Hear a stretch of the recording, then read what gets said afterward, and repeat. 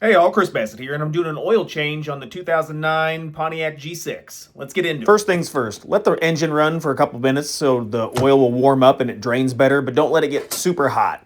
Park on a flat surface, engage the parking brake, and chock the wheels. Pop the hood and let everything cool down for a bit if needed. I'm going to loosen the oil fill cap, that way there's no vacuum so the oil drains faster. And then let's look under the front of the car. This is the jacking location that I used to lift the car so I can get underneath it. You'll also make sure to put some jack stands under here for your security. So right underneath the front of the car, here's the oil drain pan and the oil drain plug. Information online says the oil drain plug is 13 millimeter, but I used a 1/2-inch socket. All right, so you're gonna need 5.5 quarts of 5W30 oil.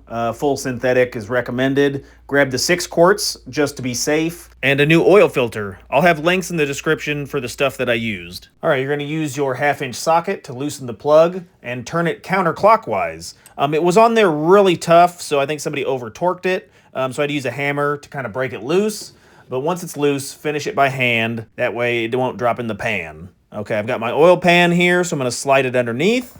And then we'll finish loosening the plug and letting the oil drain. Keep in mind you're going to want to wear work clothes and have a bunch of rags on standby. Oil's going to get everywhere. I always successfully get oil all over my arm. Let the oil drain fully.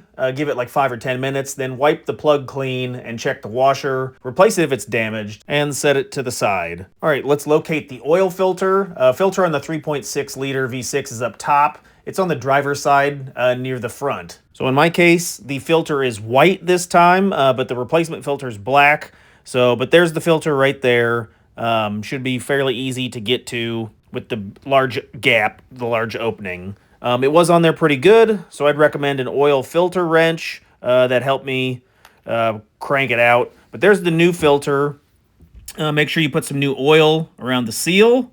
And then you can fill the oil filter up before you put it on. And then here's a demonstration of the oil filter wrench. A couple bucks. I'll put a link in the description. But it just slides over the edge, and then you pinch and drive it up. In the case of the oil filter on the vehicle, make sure it's going the right direction. I used my left hand on the filter to drive it up towards the roof of the car. Keep in mind you're going to get covered in oil when you take the old filter off, so prep for that. All right, next we're reinstalling the new filter, so hand tighten it first and then snug it up with the wrench. Don't over tighten, usually finger tight, plus a half turn works great. Back under, make sure you reinstall your drain plug. Hand thread it first to avoid cross threading, then tighten it down. Okay, we're going to be putting in the new oil, so take out the oil fill cap, put a funnel in there, and then open up this box. So we need approximately 5.5 quarts of oil. This box has 6.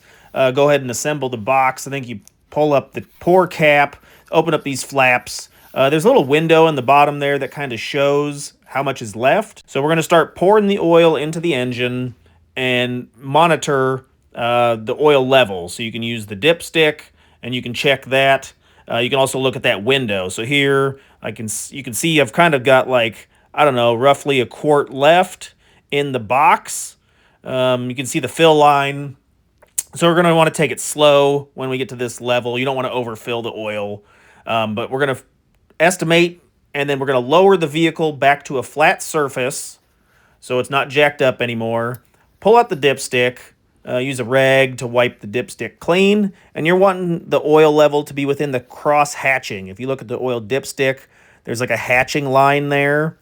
So you're going to wipe the dipstick clean, reinstall it, and then pull it back out and check it again. Once you get it the second time, there you go. We can see that we're full. We're right to the level. Okay, so go ahead and wipe everything down, reinstall the fill cap and the dipstick. You can start the engine, let it idle for 30 seconds. Make sure you check underneath for leaks, make any adjustments, and then recheck the oil level and top off if needed. Check out some other videos over here. I've got some Amazon links down in the description. If you want to help support, please use those links. Any other questions or comments, put below. Thanks.